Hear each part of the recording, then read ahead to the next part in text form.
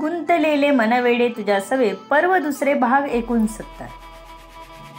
आता घर एकदम गलबलून गेलं होतं. समीर देवेशला घेऊन हजर होता, एकतर मित्र म्हणून आणि दुसरी त्याची सुरक्षा म्हणून. वेद आता वाटेकडे डोळे लावून बसला होता. सुलभा बाळाच्या विचारात असल्यामुळे तिला कुठून जात होतो माहीत नव्हतं आणि संध्या खुशीत असल्यामुळे तिलाही कुठे जातोय आपण हे लक्षात आलं नव्हतं. ती अधूनमधून आईशी आणि बाळाशी बोलत होती.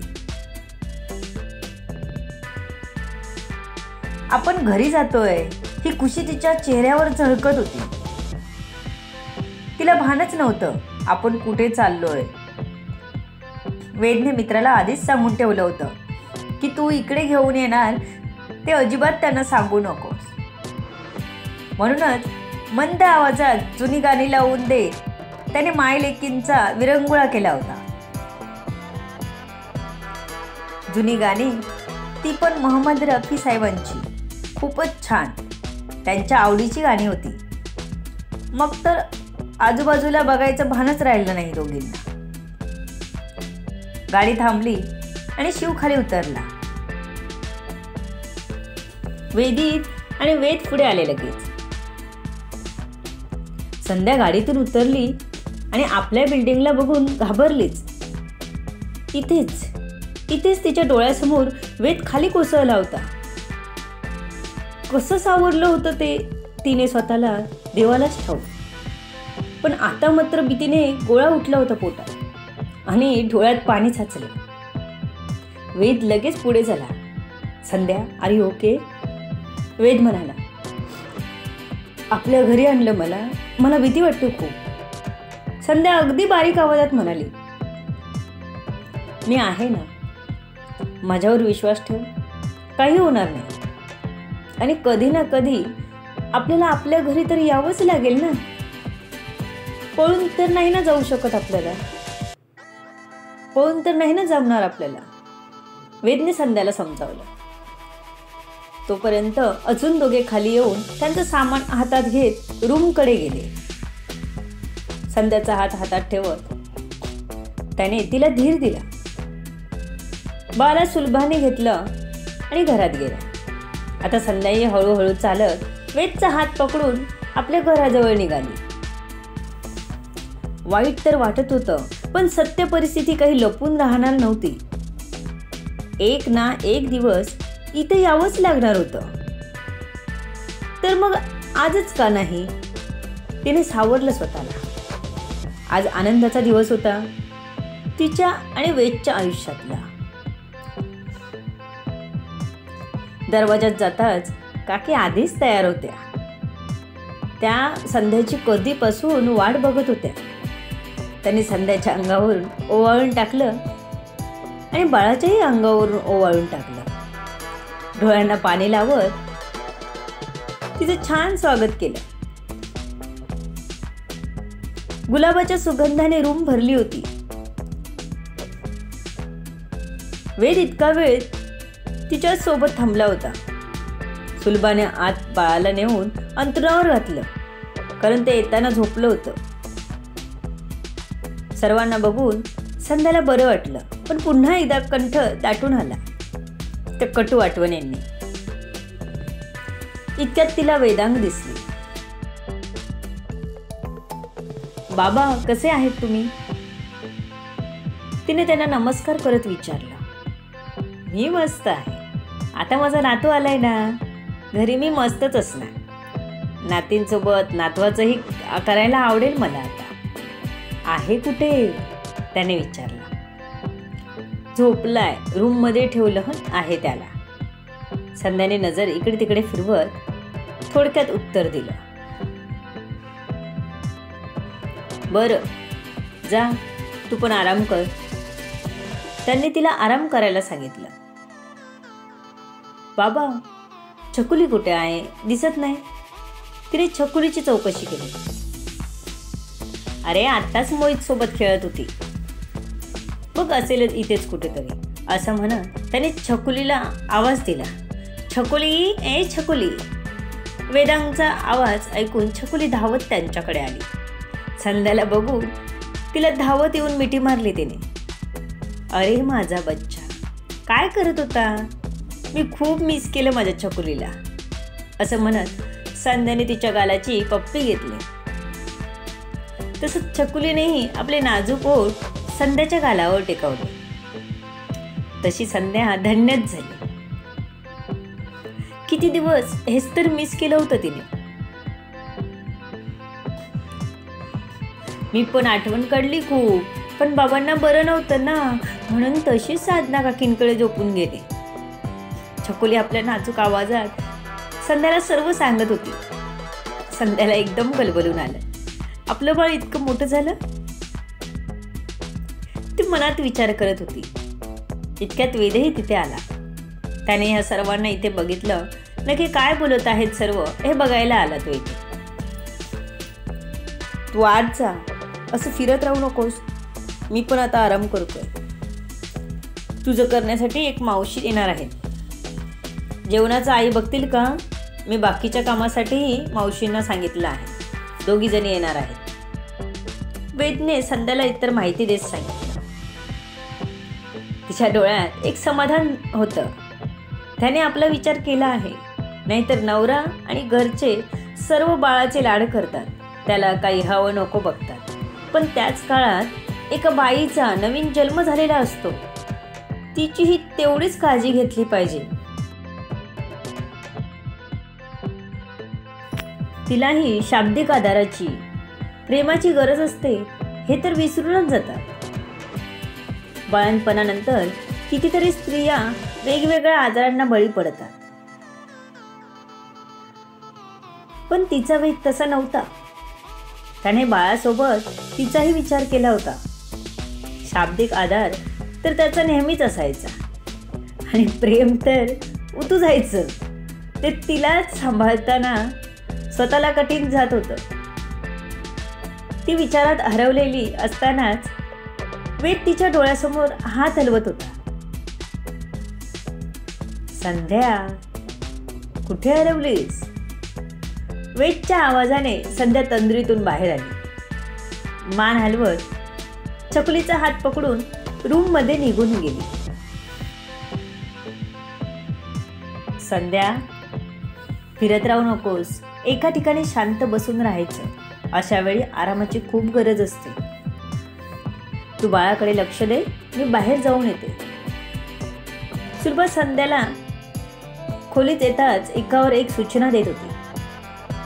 आई, ह्यांनी माझ्यासाठी आणि बाळासाठी एका मावशीला सांगितलं आहे. इतर कामासाठी एक मावशी सांगितले येणार आहेत. जेवणाचं तू करशील का असं विचारत होते. नाहीतर जेवणासाठी थोडे दिवस सांगायला सांगतेत मावशीने. संध्या एकदम प्रश्नार्थक भाव डोळ्यात ठेवत म्हणाले, खरंच? अगं, मी त्यासाठीच चालले होते बाहेर. ओली बाळंतीन तू, तुला कसं एवढं करायला जमणार? माझा जीव त्यासाठीच खालीवर होत होता ग पोरी. पण वेदने खरंच पुढचा विचार केला. तू नशीब काढलंस पोरी. जेवणाचं काय बघेन मी, काही काळजी करू नकोस. सुलभाने तिला मिठीच मारली. ती आधीच खुश होती, पण आता आईचं बोलणं ऐकून अजूनच खुश झाली. अहो, मी ते थांबते थोडे दिवस. माझी संध्या सगळं करायला लागली की मगच मी येईन घरी. तिला चांगलं खायला करून देते. मला जेवढं जमेल तेवढं तर करून देता येईल मला. तुम्ही माझे कपडे आणि इतर सामान आणून द्याल का? सुलभा आता फ्रेश व्हायला गेल्या. त्यांनी प्रकाशना काही घरचे कपडे, त्यांना लागणारं सामान आणायला सांगितलं आणि ते लगेच तयार झाले. तसंच वाटलं तर सुलभाही घरी जाऊन येऊ शकणार होतं. त्यामुळे चिंता नव्हती. पण 4-5 दिवस तरी अगदीच जाता येणार नव्हतं. लहान बाळ होतं, छकुली होती आणि सगळं जमायला वेळ तर लागतो ना. वेदने आता स्वतःहून आराम करायची काळजी घेतली होती. त्याने दुसऱ्या रूममध्ये जाऊन आडवा झाला. दगदग करून चालणार नव्हती. त्याने स्वतःमुळे वेदितची किती फरफड झाली बघितली होती. म्हणूनच तो औषध घेऊन वेळेत आराम करत होता. वेदितकडे नाश्ता करून गोळ्या खाल्ल्यामुळे आता त्याला झोप येत होती. सुलभाने किचन आपल्या हातात घेतलं आणि संध्यासाठी खायला बनवायला घेतलं. नवीन असल्यामुळे त्यांना इथे काहीच मिळत नव्हतं लवकर. मग त्यांच्या मदतीला साधना आली. तिने थोडंफार त्यांना दाखवलं आणि जेवण बनवायलाही मदत केली. आता सगळं व्यवस्थित आहे तर मी निघू का, असा विचार साधनांच्या मनात आला. अहो, आपण घरी निघूया का, कारण इथे सगळी व्यवस्था आहे भाऊजींनी केली आहे आणि संध्याची आई पण थांबणार आहे. तर आपण जाऊया का, आपली गर्दी पण कमी होईल आणि तुम्हालाही आराम करता येईल. मीही स्वतः खूप थकली आहे. साधनाने असं सांगताच वेदित लगेच तयार झाला. वेदशी बोलून तेही निघाले घरी आपल्या. आता इतर माणसंही आपापल्या घरी गेली. आता घरातली गर्दी हळूहळू कमी झाली. संध्याचा करायला मावशी आल्या, त्यामुळे तिला वेळ कधी गेला कळलंही नाही. आईने तिला खायला दिलं आणि झोपायला सांगितलं. तिने आराम केला. वेदांगने छकुलीला सांभाळायला घेतलं. आता एक एक जण समजून आपापली कामं करत होते. बाळाचे कपडे मावशीच धुत होत्या. पुन्हा एकदा घर हसू लागलं होतं. एकदा का वेद पूर्ण रिकवर झाला की त्याला कामाला जायचं होतं. खूप दिवस सुट्ट्या झाल्या होत्या त्याच्या.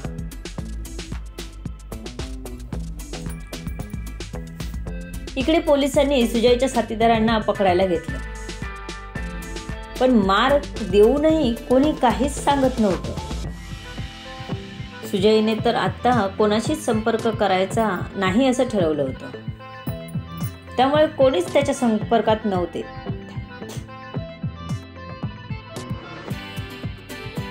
तो कोणाच्याही फोनवरून कॉन्टॅक्ट करायचा आणि कुठे आहे ते सांगायचा. मग ते पर्सनली येऊन भेटायचे किंवा मग लँडलाईनवरून संपर्क करायचे.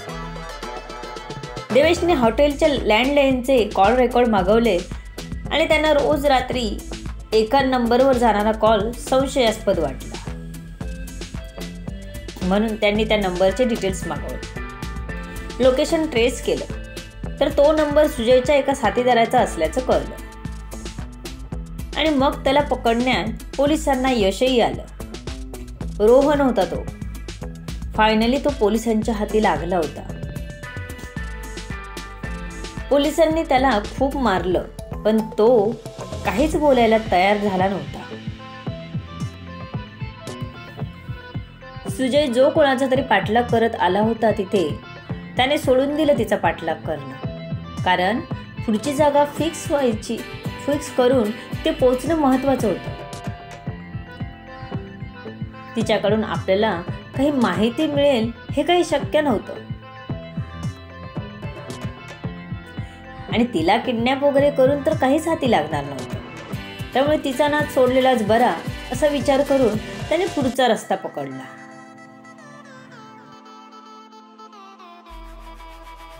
हॉटेलमधून येणारे कॉल सुजयचे होते हे त्याने मान्य केलं. पण सध्या तो कुठे आहे हे काही सांगितलं नाही. कारण खरंच त्यांनाही माहीत नव्हतं. अजून तरी तो कुठे आहे, काय करतोय हे त्याने समोरून फोन करून सांगितल्याशिवाय कोणालाच कळणार नव्हतं.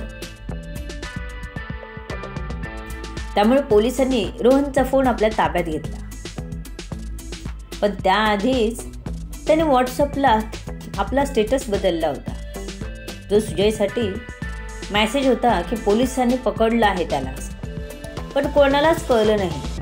त्याचा फोन येण्याची वाट बघू लागले पोलीस. पण तो येणं शक्यच नव्हतं.